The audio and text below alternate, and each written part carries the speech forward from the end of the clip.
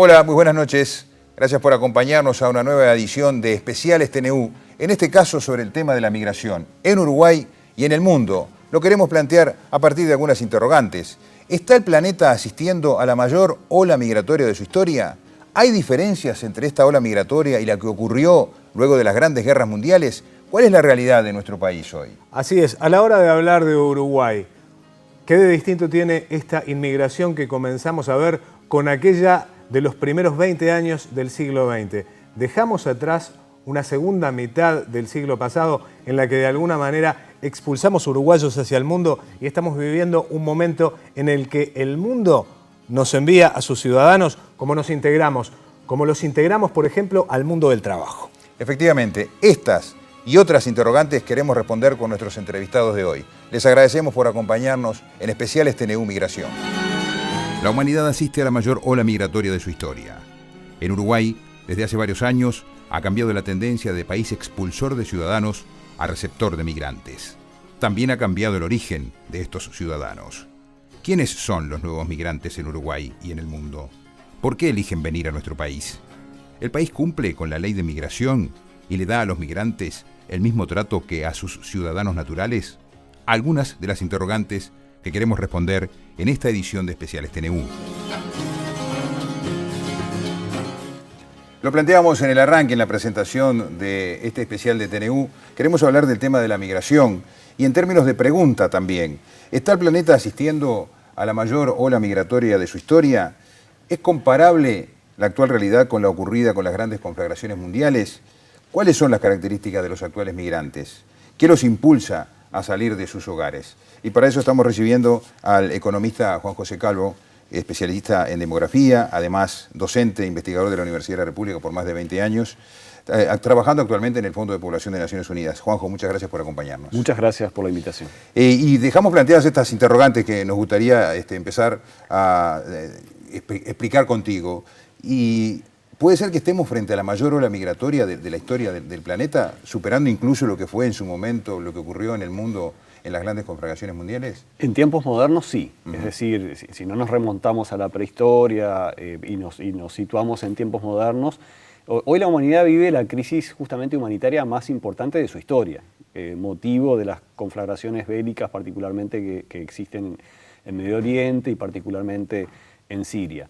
Y sumado esto a otra serie de movimientos y desplazamientos que tienen origen en persecuciones políticas, religiosas y étnico-raciales, más allá de toda la migración que se produce por otras causas, por búsqueda de empleo, de trabajo o educación y servicios, exacto, la conjunción de todos esos movimientos en términos modernos nos dan los movimientos más importantes en nuestra historia actual.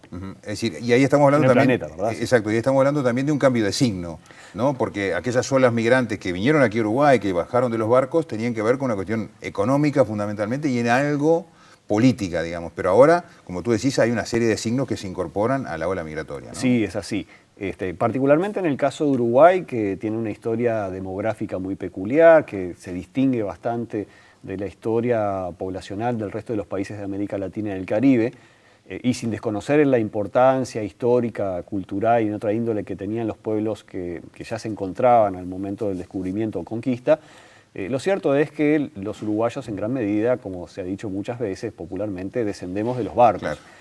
Un grueso importante de la población uruguaya está constituida por inmigrantes europeos, africanos, migrantes voluntarios, inmigrantes también forzados, como son la población afrodescendiente, es en gran medida el producto de una migración forzada, ¿verdad? Pero también tenemos los descendientes en gran medida en Uruguay de españoles, de italianos, de otras descendencias, de otras ascendencias, perdón, en Europa y en otros países también de Asia y de África. Correcto. Ahora, estamos asistiendo también a otro fenómeno, en el caso particular de Uruguay, después de haber expulsado mucha gente por diversas cuestiones económicas y políticas fundamentalmente, en los últimos años ha habido una reversión de esa ola, digamos, y estamos recibiendo nuevamente no solo a uruguayos que se fueron a otros países buscando una mejor situación económica y política, sino también a una cantidad de ciudadanos fundamentalmente del área centroamericana, latinoamericanos como nosotros, ¿no? Correcto. Ahí hay un cambio también de signo importante en la migración. Correcto, eso es correcto. Si nosotros miramos una línea de tiempo muy velozmente, Uruguay tuvo saldos migratorios positivos hasta pasados la segunda mitad del siglo XX. Incluso con la última inmigración de recepción de españoles que huían, digamos, justamente al fin de la República. Desde mediados de los 60 hasta hace muy pocos años atrás, hasta hace 4 o 5 años atrás, nuestros saldos migratorios fueron consistentemente negativos, incluso con 2 momentos de muy alta emigración, la de 1970 a 1975, por el deterioro de la situación política, económica y social, y luego lo que nosotros llamamos la crisis, digamos, más reciente, pero que es un periodo entre 1998 y el año 2002, donde también tenemos una fuerte salida de uruguayos al exterior. Luego, con la recuperación económica, el retorno no fue inmediato. Incluso habiendo tasas de crecimiento económico importantes, aún se observaba un saldo migratorio negativo, pero desde hace ya unos 4 o 5 años atrás estamos observando un cambio de tendencia. Por un lado, el retorno de uruguayos que habían emigrado y por otro lado la recepción de inmigrantes que justamente como tú señalabas son en muchos casos provenientes de países que nosotros no recibíamos en esa medida, en ese volumen de inmigrantes como estamos recibiendo ahora, particularmente latinoamericanos y caribeños. Correcto. Sí, estamos hablando de colombianos, peruanos, dominicanos, venezolanos, venezolanos, ¿no? chilenos también, sí. ¿Y qué características tiene ese migrante, el que está llegando al país de esas zonas de América? Bien, en primer lugar, los volúmenes todavía no son altos. Es significativo el signo, significativo de que tengamos ahora mayor recepción que expulsión de personas. Pero claro, son nuevas corrientes de inmigrantes a las cuales nosotros no tenemos la costumbre de recibir. El Uruguay ha perdido, por decirlo de alguna forma, en ese medio siglo o más que transcurrió desde 1960 hasta casi la actualidad, perdió la cultura de la recepción de inmigrantes como algo natural. Para poner una cifra, el Uruguay de 1908, el Montevideo de 1908 tenía 37% de extranjeros. Una ciudad cosmopolita, donde uno salía a la calle y se escuchaban otros acentos, otros idiomas, otras vestimentas, etcétera, etcétera. En ese medio siglo, de entre los 60 y hace pocos años atrás, como sociedad hemos perdido en gran medida esa capacidad de recepción de los diferentes, ¿verdad? Y nos llama mucho la atención, pero los volúmenes son pequeños, todavía son pequeños. Se nos hacen muy visibles por nuestra falta de costumbre, pero estamos lejos todavía de hablar de una oleada de inmigrantes. Ahora, esto nos plantea muchos desafíos como sociedad, justamente la capacidad de nuevamente ver los beneficios de la inmigración, que son numerosos, que superan con creces los desafíos, ¿verdad? O eventualmente alguna problemática que se pueda generar. Ahí cuando tú decías, hemos perdido nuestra capacidad de asimilar a esos extranjeros que se tenía cuando obviamente este país recibía constantemente. Eso conlleva algunos signos preocupantes también, ¿no? Porque uno diría, nos creemos los uruguayos que somos las personas más abiertas del mundo y más amables del mundo, y sin embargo hay por allí algunos reflejos de xenofobia contra esa población que pueden llegar a ser preocupantes, ¿no? Hay un trabajo muy reciente hecho por el Programa de Población de la Universidad de la República, el Grupo de Estudios de Migración, que se especializan justamente en este tipo de investigaciones, con una encuesta de opinión pública acerca de actitudes y percepciones de los uruguayos frente a la población retornada, a la población inmigrante. Y hay algunos de estos resultados que son preocupantes justamente en el sentido que tú indicabas, ¿verdad? Como una cierta estratificación o escala de preferencias, donde en primer lugar, bueno, es visto con mejores ojos el uruguayo que retorna que un inmigrante, por ejemplo, frente a un eventual escenario de competencia por empleo, ¿verdad? Y además, y además también una cierta preferencia porque esos inmigrantes sean científicos o de alto nivel de calificación versus a los que no tienen calificación. El Uruguay ha sido compuesto históricamente por inmigrantes que llegaron con bajos niveles de calificación muchas veces. Pero además, la evidencia que nos muestran otros trabajos es que a pesar que esos inmigrantes muchas veces se emplean en sectores de baja calificación, en realidad tienen calificaciones relativamente, muy calificadas, relativamente altas. Hace Un par de días me tomé un taxi y el chofer es un inmigrante reciente de hace 8 meses, turco, ingeniero, y su esposa economista. Claro. No significa que va a ser permanentemente ingeniero o taxista. Sí.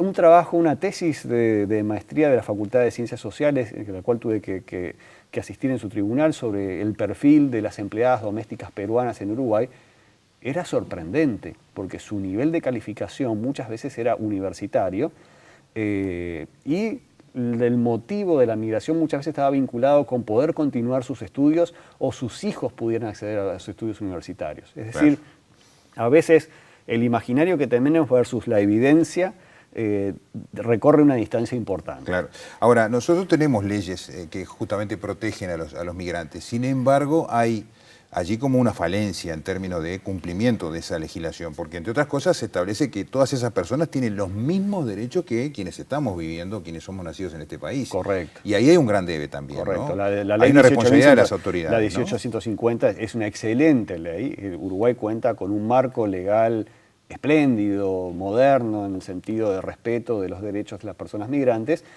pero evidentemente tenemos una brecha de implementación entre lo que la norma indica y lo que muchas veces ocurre, ¿verdad? La base, la parte media llena de la copa es justamente, hay un marco normativo adecuado, pero la parte medio vacía es que todavía faltan acciones para que efectivamente pueda cumplirse el mismo. Sí, sí, correcto. Ahora, en términos también de lo que nos puede pasar como país, esta ola migratoria, ¿en algún sentido puede ayudarnos, entre comillas, a solventar los problemas que tenemos de crecimiento demográfico? Es decir, tenemos una cuestión demográfica, que es tu especialidad además, que es bastante complicada. Tenemos una perspectiva de envejecimiento de la población, ni que hablar de todo lo que tiene que ver con la seguridad social que está ahora en debate. Pero de alguna manera podemos transformarnos, efectivamente cambiando algunos de estos códigos que están complicados para nosotros, en que esa gente nos ayude a mejorar nuestra tasa demográfica. Bien, bueno, voy a distinguir la respuesta en dos aspectos. La primera, no tengo duda alguna sobre la cantidad de beneficios que significa para el Uruguay como sociedad la recepción de inmigrantes. Y podemos enumerar distintas razones que tienen que ver con su contribución a la inserción en el mercado de trabajo, muchas veces en actividades en las cuales es difícil encontrar mano de obra nacional, y esto destruye un mito. Los inmigrantes no compiten con los nacionales por puestos, que es muchas veces el imaginario que se genera, digamos, que vienen y quitan puestos de trabajo a nacionales. Eso no ocurre, ¿no? La evidencia muestra totalmente lo opuesto, digamos.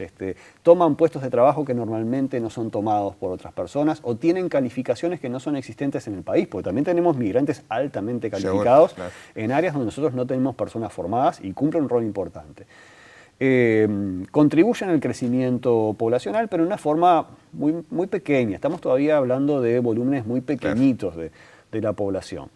Y estrictamente el crecimiento no es en sí mismo algo problemático, de verdad. O sea, el planeta entero está creciendo ya a tasas relativamente pequeñas y el planeta entero envejece. O sea, en Uruguay nos pasa lo mismo que está pasando en el resto del planeta. Pero es verdad que son personas con un perfil más joven, que son personas que vienen con niños o sus niños nacen aquí, y en ese sentido contribuyen muy modestamente, pero contribuyen sí al rejuvenecimiento de la estructura por edades de la población.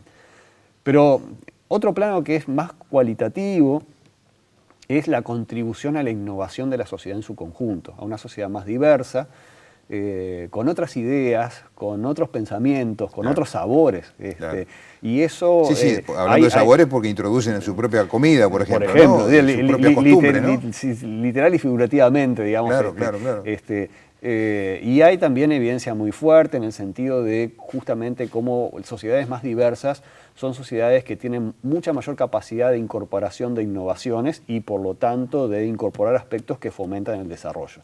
Entonces, en ese sentido, la población inmigrante contribuye en forma muy positiva al desarrollo del país. Exacto. Ahora, en eso de haber perdido el sentido de la migración, esto que señalás nos equipara con alguna cosa que hemos escuchado de los emigrantes uruguayos que iban a otros países y estaban dispuestos a hacer cosas que acá no hacían, ¿no? Y era lavar copas o lavar platos en un restaurante. y sin embargo estamos cayendo prácticamente en lo mismo, es decir, tratamos de que la gente que llega al país haga las cosas que no queremos hacer los uruguayos. Es increíble esa situación. Bueno, debemos nuevamente acostumbrarnos, tener amplitud, digamos, como sociedad, comprender los beneficios, desmontar los mitos. Los inmigrantes no generan inseguridad. Claro. De hecho, las estadísticas muestran claramente que los elementos vinculados a la inseguridad son marginales y totalmente inferiores en términos comparativamente con las tasas con la población local.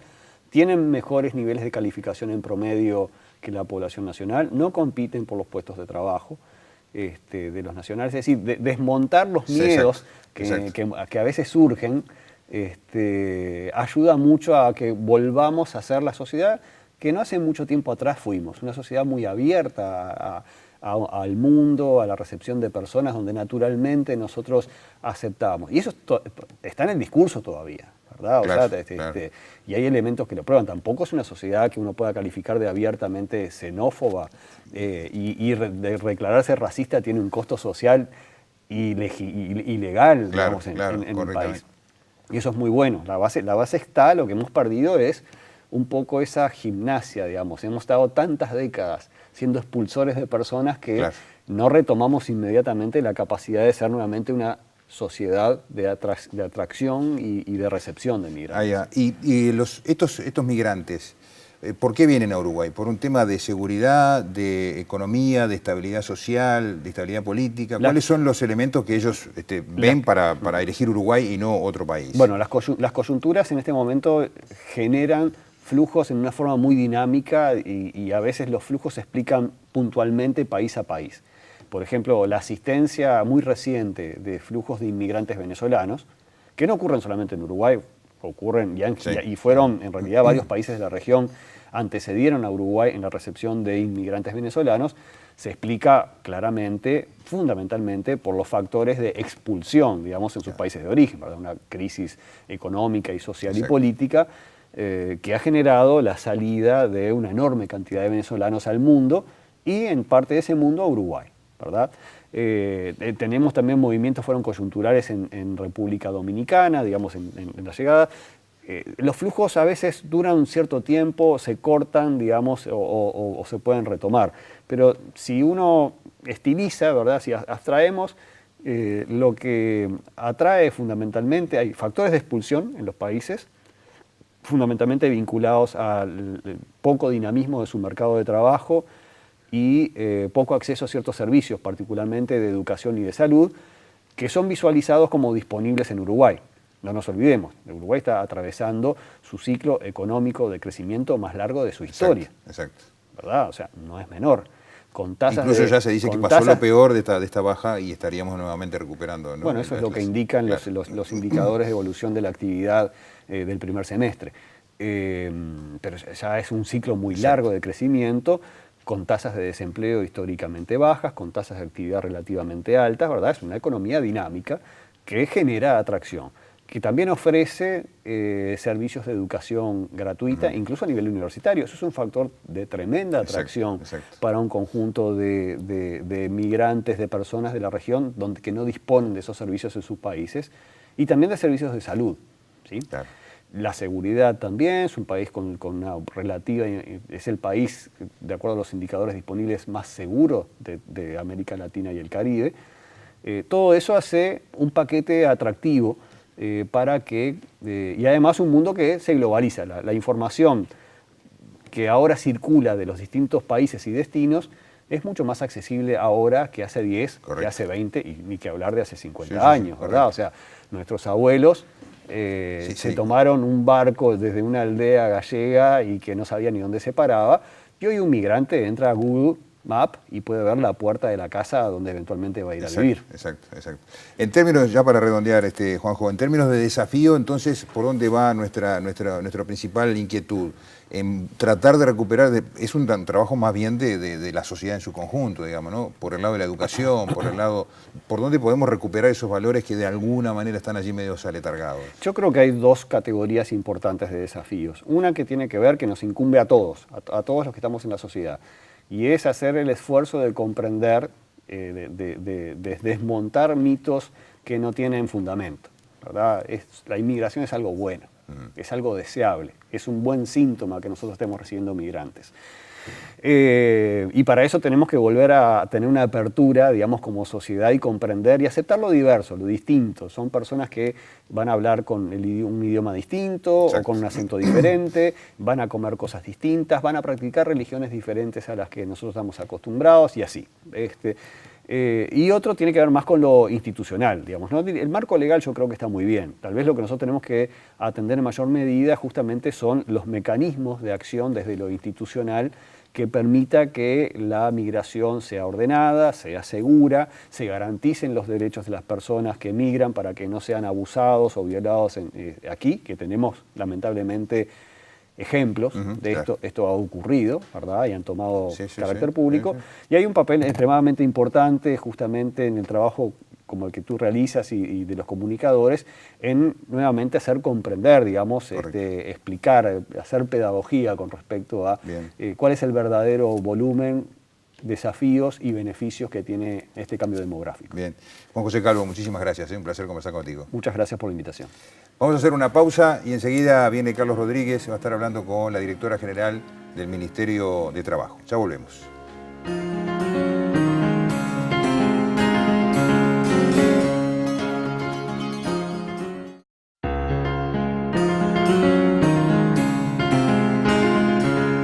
Muy bien, seguimos adelante en este especial sobre migración aquí en la televisión pública para recibir a Ana Santesteban, directora general de Secretaría del Ministerio de Trabajo y Seguridad Social, a quien le agradecemos tu tiempo aquí y comenzar preguntándote por qué el Ministerio de Trabajo tiene que crear una unidad de migración. Bueno, muchas gracias por la invitación, es un gusto estar aquí.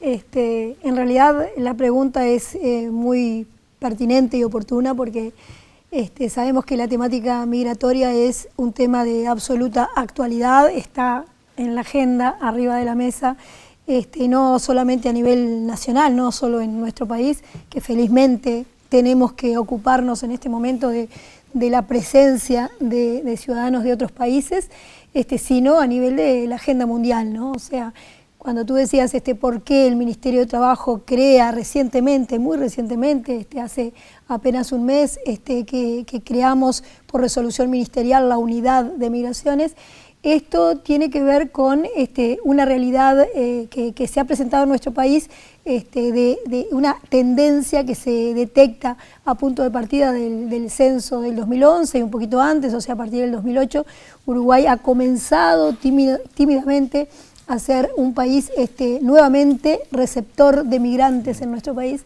Y también quiero aclararlo con absoluta franqueza y claridad, no es que la temática migratoria no estuviera ni en la agenda, ni que en el Ministerio de Trabajo no estuviéramos trabajando con el tema desde bastante antes, no intentamos inventar el agua tibia, sino continuar en una línea de profundización y sobre todo de articulación dentro de lo que son las políticas internas del Ministerio, coordinar de mejor manera para dar una mejor respuesta precisamente a la ciudadanía y en particular a los ciudadanos extranjeros de lo que tiene que ver con las políticas públicas que se vienen desarrollando en el país a partir de lo que conocemos como esta migración reciente que tiene más presencia de ciudadanos de América Latina y que difiere de lo que ha sido un poco nuestro proceso histórico migratorio, que ha sido, como todos sabemos,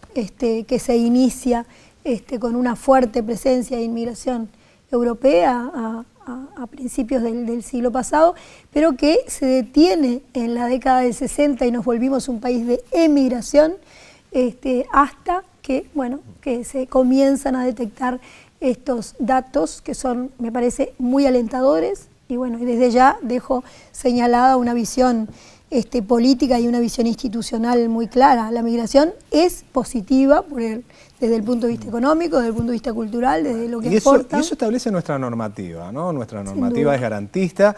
En el texto de la ley se ofrece a quien llega a nuestro país los mismos derechos que quienes somos naturales.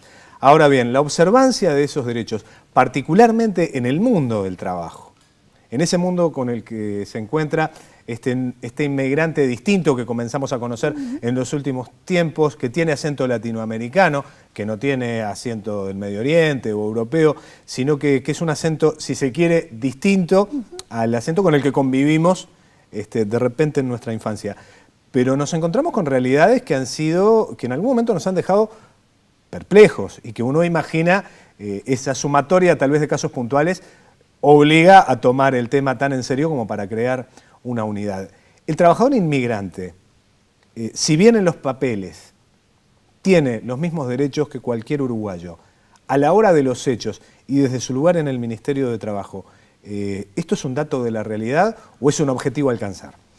A ver, Carlos, me parece que hay que comenzar un poquito por hacer un análisis un poquito más fino en términos de precisamente de cómo cumplimos lo que establece la norma y cuáles son los desafíos que tiene el país frente a esta realidad.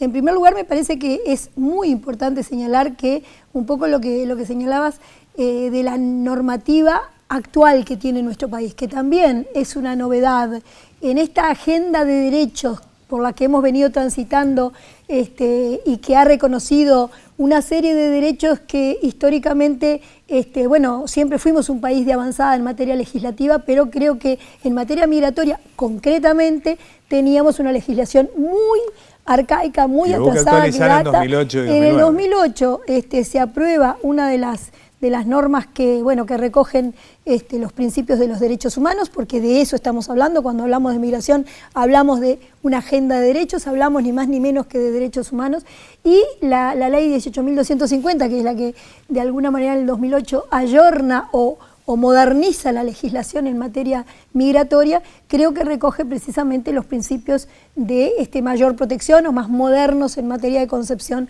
de derechos humanos y migraciones, ¿no? O sea, recogemos lo que allí estaba ya consagrado en los instrumentos internacionales, en normativas más avanzadas.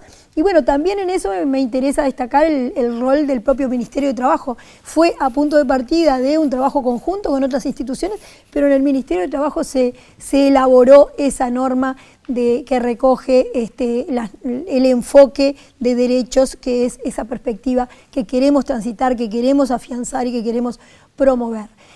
Luego, la pregunta tenía un perfil mucho más realista en términos de, a ver, qué distancia hay entre la efectiva aplicación de una normativa con respecto a los derechos que consagra esa ley de avanzada. Creo que como todo, como toda norma, creo que recoge y compromete a las instituciones públicas, y no solamente al Ministerio de Trabajo, al Ministerio del Interior a través de la Dirección de Migraciones, al Ministerio de Relaciones Exteriores, a todas las instituciones que integran, por ejemplo, la Junta Nacional de Migraciones, que por supuesto que nosotros la integramos, a recorrer ese camino, a hacer una hoja de ruta por la cual tengamos que transitar para garantizar la aplicación efectiva de esa norma. ¿Qué es lo que constata el Ministerio de Trabajo y un poco en esta incipiente creación de la unidad de migración?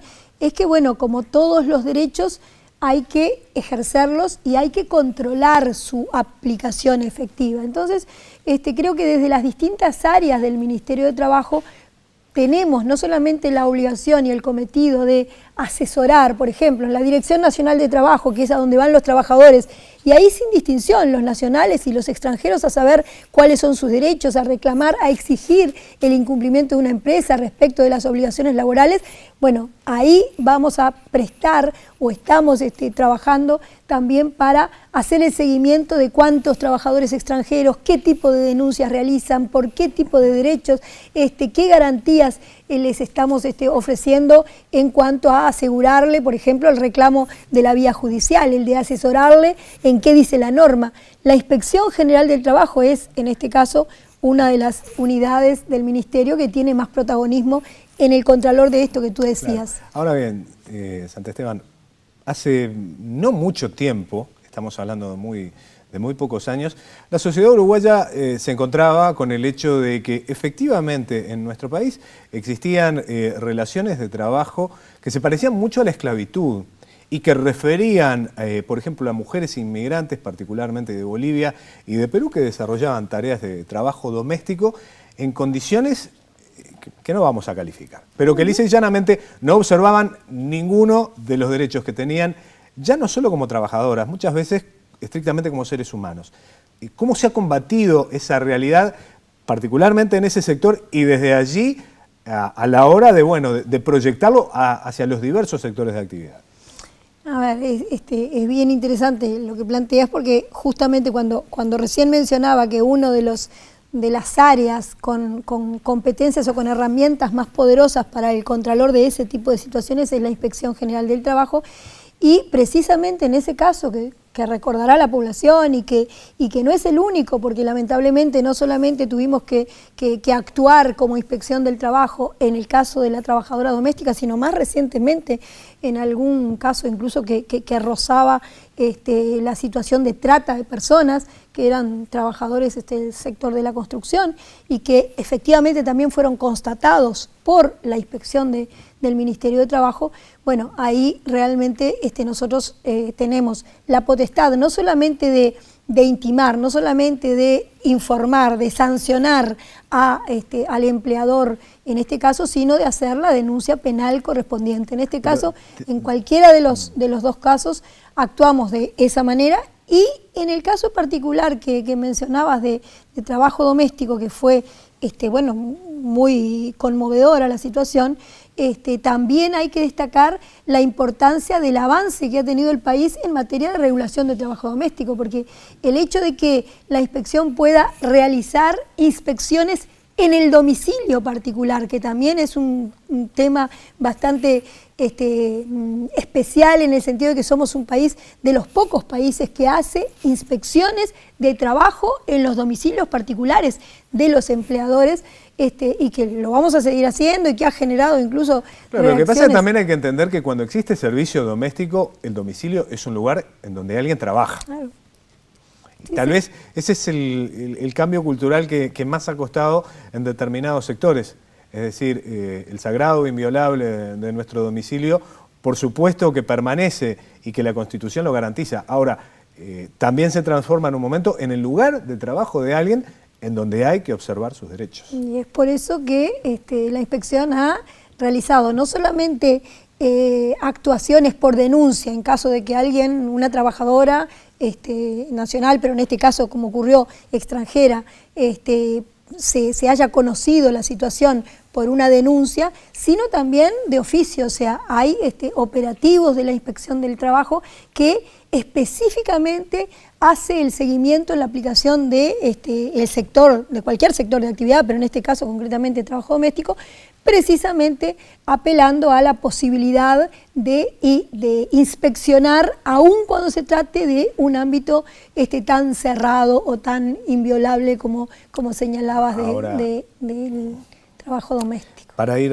redondeando, Ana, ¿se siente como un desafío el ayornar la normativa de manera de garantizar eso que en principio está puesto, pero que uno imagina con una realidad dinámica que necesita una constante vigilancia y, ¿por qué no un constante cambio? Sí, no. Es decir, existe ese desafío, está planteado en esos términos, esta unidad de migración que se está formando de alguna manera, porque si bien la definición se tomó hace muy poco tiempo, uno imagina que las ingenierías necesarias para llevarla adelante llevan un tiempo. ¿Tiene como objetivo fundamental cuál? A ver, la unidad tiene como objetivo fundamental articular todos los cometidos o las competencias que tiene ya el Ministerio para mejorar, para brindar un mejor servicio y para trabajar tanto hacia adentro del Ministerio como hacia afuera con otras instituciones públicas, cumpliendo o promoviendo no solamente el cumplimiento de la normativa en términos laborales, sino también en lo que se señalaba hace un momento, el tema del cambio cultural que implica la difusión de esos derechos y preparar a la sociedad para aceptar y sobre todo convivir y enriquecerse de lo que es la presencia de trabajadores de otros países, porque, reitero, la migración siempre tiene un efecto positivo desde el punto de vista económico, porque aporta mano de obra y además sabiduría y por supuesto que trabajo propiamente dicho, pero además también aporta esa riqueza cultural que implica la interculturalidad para enriquecer a nuestra propia sociedad, ¿no? Por cierto. Muy bien, Ana Santesteban, directora general de Secretaría del Ministerio de Trabajo, un placer haberla recibido. Seguramente vamos a estarla convocando en algún otro momento para, de alguna forma, realizar el seguimiento de lo que es el trabajo de esta unidad y seguir planteando los desafíos que tienen que ver con un tema al que los uruguayos nos vamos a tener que acostumbrar, que es al que nos hemos convertido en un país que está recibiendo nuevamente gente. Muchas gracias. No, gracias a ustedes, por favor. Nosotros volvemos en minutos nada más para hacer un par de preguntas. Para preguntar por qué Uruguay y para darle sentido a la pregunta ¿de dónde sos? Ya venimos.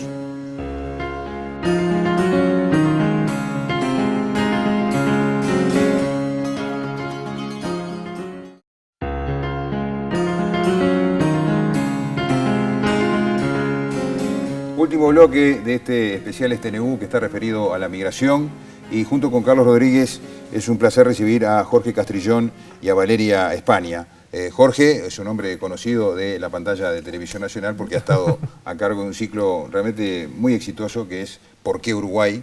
Y justamente de esa experiencia queremos hablar contigo. Valeria España, que es abogada por la Universidad Nacional Autónoma de México, que ha realizado sus estudios de maestría en Derechos Humanos y Políticas Públicas en la Universidad Nacional de Lanús, en Buenos Aires, y está doctorando también en esa misma universidad, es socia fundadora del Centro de Promoción y Defensa de los Derechos Humanos, así que muchísimas gracias por acompañarnos a los dos.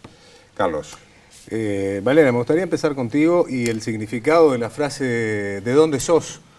Porque cuando a mí me lo preguntan, inmediatamente refiero a mi barrio, yo vivo del Cerrito de la Victoria.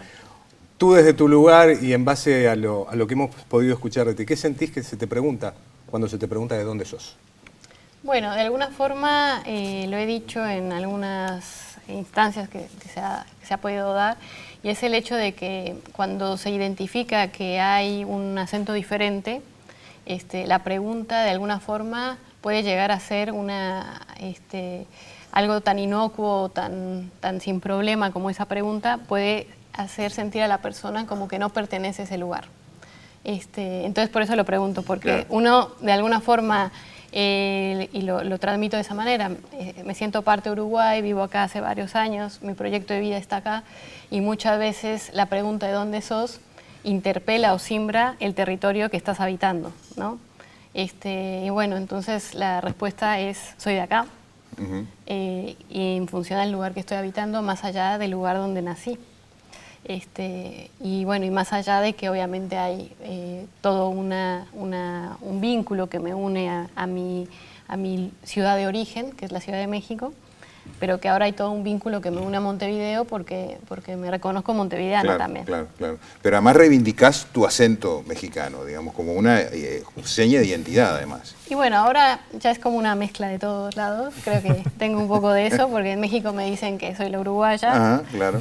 Y bueno, y acá tengo esa mezcla. Pero bueno, y también lo digo, ¿no? El acento del migrante siempre es la fisura por la cual se sabe que esta persona, digamos, en esto que decíamos, no es de acá, ¿no? Claro, claro. En el caso tuyo, Jorge, también sos un migrante, sos español. Sí, soy español y obviamente tu tonalidad se mantiene intacta, no ha cambiado. Sí, pero yo creo que eso es más de mérito mío. Yo lo asocio mucho al oído musical. Las personas que no son absolutamente inútiles con la música, yo soy totalmente negado, digamos que tienen la capacidad de incorporar rápido un nuevo acento. En mi caso no hay manera, Empleo el ta, eso sí. Eso sí. Bueno, pero a lo largo de 16 capítulos de ¿Por qué Uruguay? Te vinculaste a esa realidad de nuestra sociedad con quienes vienen de otro lugar. Y allí hemos podido compartir determinadas experiencias. Vos manejabas de alguna manera desde las culinarias, que después nos vamos a referir un poco en cómo primero asociamos la inmigración a determinadas costumbres, pero básicamente te vinculaste a religiones, te vinculaste a formas de ver la vida, de concebir las sociedades bien distintas y que logran interactuar con este rincón del Río de la Plata muy particular, que se mira al espejo y se quiere seguir viendo medio europeo cuando las realidades marcan que es cada vez más latinoamericano. Claro, yo antes que nada haría una salvedad. Hay que tener en cuenta que un formato como ¿Por qué Uruguay?, digamos, también dista mucho, ¿no?, de ser una aproximación científica o académica como la que, por ejemplo, puede hacer Valeria, que es la especialista aquí. Yo, como mucho, soy un divulgador. A mí me resultó interesante esa experiencia porque a través de todas estas nacionalidades distintas, curiosamente, conseguí comprender un poquito mejor este país. Digamos que me sirvió más para entender mejor la idiosincrasia de los uruguayos y de las uruguayas que para entender esta gente que venía de fuera, ¿no? Una cosa bien curiosa. Pero te quedaste con la sensación de que le hacemos fácil las cosas a quien viene con su cultura, con su forma de ver el mundo, o que de alguna manera somos una sociedad compleja a la hora de integrar lo distinto. Bueno, es una respuesta compleja, pero yo diría que depende mucho del estatus económico y en parte también, y perdón de decirlo tan vulgarmente, ¿no?, pero incluso del color de tu piel. No porque Uruguay sea racista, pero evidentemente hace mucho más gracia que yo diga como español he elegido Uruguay para quedarme, que de repente si es una persona que viene, por ejemplo, de Bolivia o de Paraguay. Esto no solamente es privativo de este país, ocurre también en España, ¿no? Muchas veces la aceptación tiene que ver con ciertas imágenes socioeconómicas en las que nos vemos reflejados. No hay que tenerle miedo a las palabras, el racismo existe. Sí. Y es una realidad que buscamos combatir de alguna manera, pero me parece que lo primero es aceptarla como tal. Y la xenofobia, ¿no? Lo hablábamos en el primer bloque con Juan José Calvo, cómo ha cambiado el país, de aquel país receptor que estaba acostumbrado justamente a que sus ascendientes fueran extranjeros. Durante un periodo en el que expulsamos gentes, se dice que perdimos la costumbre de recibir. Vos has tenido oportunidad de ver, porque hay estudios recientes de tipo científico que señalan que el uruguayo prefiere que no sea un extranjero el que esté cerca de él o que realice tareas o que intente ocuparle un puesto laboral, ¿no? Sí, bueno, en realidad últimamente ha habido dos estudios, digamos los más recientes, uno del grupo de población que hace una encuesta precisamente para ver cómo recepcionaba la población uruguaya a los extranjeros, y por otro lado una caracterización sobre los procesos migratorios. Y en realidad claramente está la idea del migrante como si hubiera solo un tipo de migrante, ¿no? El trabajador dócil, invisible, que no le interesan los asuntos públicos, que no quiere participar y que está para brindar mano de obra e irse rápidamente. Y eso evidentemente disloca los proyectos migratorios que tengan las personas que efectivamente son migrantes, pero que deciden quedarse acá en Uruguay, ¿no? Entonces, cuando la persona ya se quiere quedar, ahí es donde de alguna forma también se prenden los motores de la xenofobia con más fuerza. Claro. ¿No? Porque si de alguna forma es funcional, digamos, el migrante a esos deseos de algo concreto, coyuntural y específico, bueno, tiene una apertura diferente a si el proyecto de vida del migrante es poder alcanzar las mismas condiciones de vida que cualquier persona, ¿no? Claro. Pero estamos hablando además de una población, pero estamos hablando de una población además que en muchos casos viene con una sobrecalificación en relación al promedio de nuestra población, ¿no? Y termina, por ejemplo, bueno, lo contaba Juan Calvo, se había encontrado con un ingeniero turco que hacía 8 meses que estaba en el país y que estaba manejando un taxi, digamos, ¿no? Hay en algunos casos una sobrecalificación que también los saca de alguna manera del mercado laboral porque los pone a competir con puestos que realmente pueden llegar a complicar la vida de alguien de acá que diga, bueno, viene un ingeniero turco o un ingeniero colombiano o un ingeniero venezolano a ocupar mi lugar, ¿no? Sí, bueno, igual la idea es esa de poder desmontar los mitos en torno a la migración, ¿no? Hay un estudio de Aviva Chomsky que habla de estos mitos, por ejemplo, de la sociedad norteamericana. Y el primer mito es, nos quita nuestros trabajos, ¿no? Y en realidad no, o sea, en realidad el trabajo que vienen a realizar los migrantes aporta, genera un valor agregado a la comunidad, pero claramente se tienen que generar las condiciones para que ese ingeniero, para que cualquier otro tipo de profesión se pueda insertar, se tienen que generar las condiciones para que se dé, ¿no? Revalida de títulos y otro tipo de instancias. Parece que lo hubiéramos olvidado porque el uruguayo que migraba hace 40 años sabía que iba a llevar adelante tareas, por ejemplo, en Estados Unidos, que era uno de los lugares, la propia España, que reconocía no eran los que deseaban hacer los propios norteamericanos o españoles. Aquí existía el mito del, bueno, me voy del país y lavando copas seguramente pueda acceder a un nivel de vida que en aquel momento el Uruguay estaba negando. Ahora parece que cuando nos toca recibir no entendemos esa realidad. Me quedo pensando en algo que tú manejabas y que refiere a nuestra normativa vigente.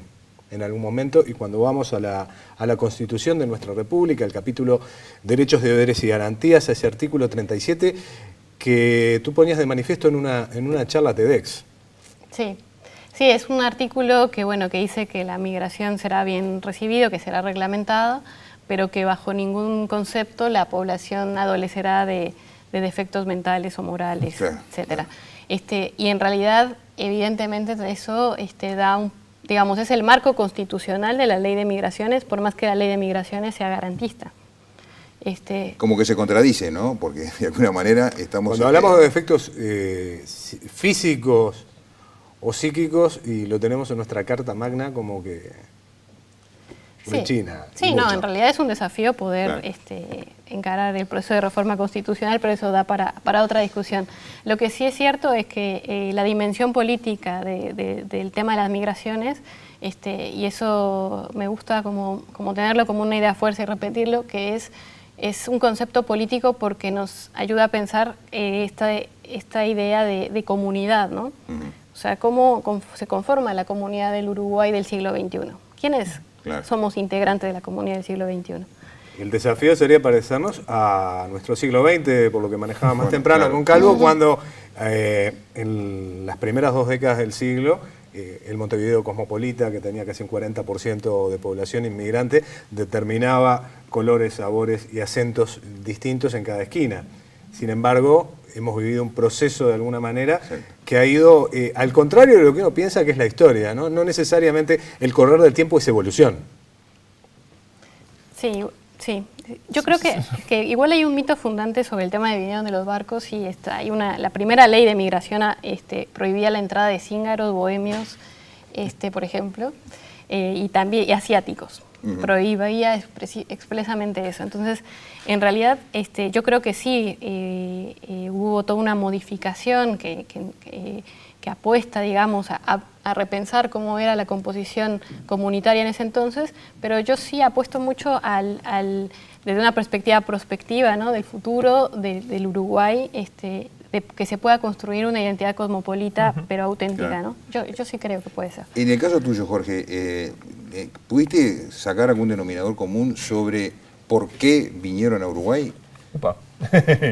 Sí. Porque, a ver, hemos planteado, y estaba arriba de la mesa, la seguridad. Uruguay es el país más seguro de América Latina, sobre todo hablando de los nuevos migrantes, digamos, ¿no? El tema de la estabilidad política, la estabilidad social, la estabilidad económica, el crecimiento de la economía en los últimos tiempos. Supongo que eso se puede poner como una de las causas para elegir Uruguay y no Argentina o no Brasil. Sí, por supuesto. O sea, cada migración evidentemente tiene su tipología y sus vías, ¿no? Pero hablando de denominadores comunes, sí que había uno muy claro, y era una incomprensión por parte de los diversos colectivos, y además que quedó muy patente en el programa, sobre la incapacidad de la sociedad uruguaya para valorarse a sí misma en estos aspectos que acabas de comentar, ¿no? Entonces, en lugar de la pregunta ¿por qué Uruguay?, la pregunta podría ser ¿por qué no Uruguay? Y todo el mundo lo decía, bueno, pues en mi país resulta que si de repente eres gay te persiguen. En el mío, si tienes una creencia religiosa distinta, te discriminan. En el mío tal, ¿no? Y en cambio, joder, pues la sociedad uruguaya, yo de verdad siempre lo digo, ¿no?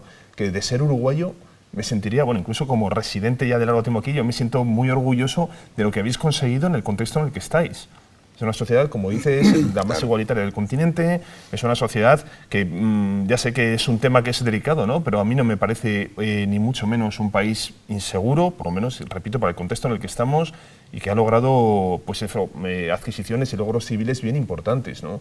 Entonces yo creo que también está bien, ¿no? Que la gente de fuera sea la que venga y la que os digamos. Claro. O sea, en ese sentido no nos hagáis de menos, ¿no? Echaros un poco arriba. Que... El tema es que la sociedad uruguaya se compara con sí misma.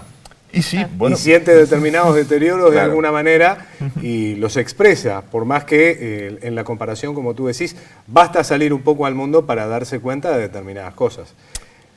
Sí, lo que pasa es que siempre está este lugar común, ¿no? De cualquier tiempo pasado fue mejor, y yo tengo la impresión, digamos, de que hay una especie como de Arcadia mítica a la uruguaya, que sería el Uruguay de antes, ¿no? Todo el mundo me dice, no, bueno, es que antes dejabas la puerta abierta. También mi abuelo me decía, es que antes en España era todo mucho más fácil, y en España había una dictadura horrorosa, aquí también la hubo.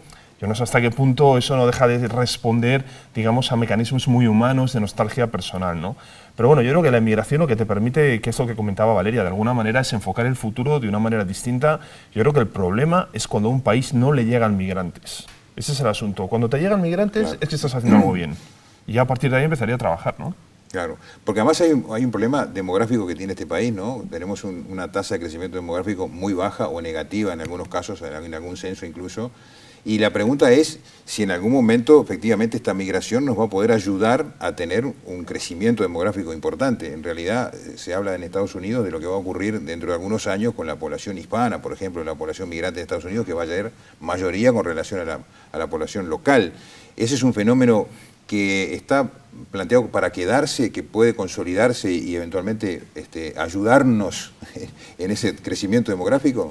Sí, bueno, para que eso suceda se tendrá que tomar, tendrá que haber una voluntad política y una definición que dejar a un lado las ideas de fomentar políticas para aumentar la población y más bien apostar a políticas migratorias con perspectiva de derechos humanos. En Uruguay hay algunos intentos para construir una política migratoria, pero todavía son bastante fragmentarios. Claro. Y siguen enfocados en la idea del derecho a no migrar, o sea, que los uruguayos no se vayan de Uruguay, y no tiene un enfoque dirigido al tema de la inmigración. Esto que decía, ¿no? Claro. Bueno, que vengan migrantes, pero que se generen condiciones que hagan posible que las historias de vida de los migrantes no sean historias de fracasos acumulados, sino historias de sueños cumplidos, ¿no? Correcto, correcto. Se nos está terminando el tiempo, Carlos, pero me gustaría pedirles a cada uno un comentario final, una reflexión sobre lo que ha sido su propia experiencia de vida, en realidad como migrantes los dos.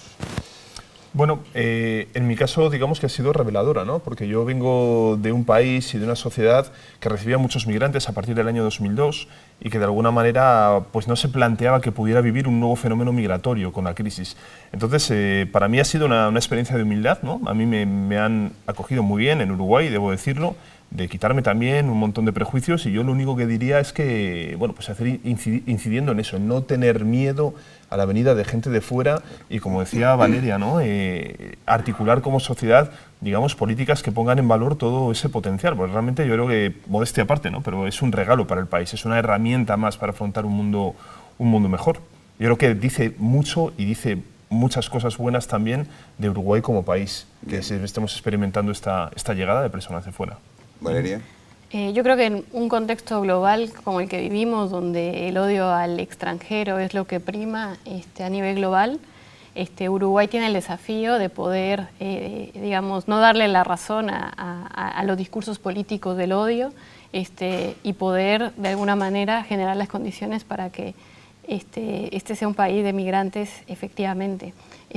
Yo nací en un país donde ahora está, digamos, hay que decirlo, Uruguay no se parece a México, como lo dijo hace poco una persona, un líder pseudopolítico, y que de alguna manera me parece que es importante tomar esa perspectiva. En México hay fosas de migrantes, claro. Es un lugar que de alguna manera es un espacio que cada vez se volvió un imposible, y yo renuncié a México cuando se volvió un imposible, y Uruguay me devolvió esa fe en poder construir y cambiar las cosas que nos tienen que de alguna forma indignar y motivar a la acción.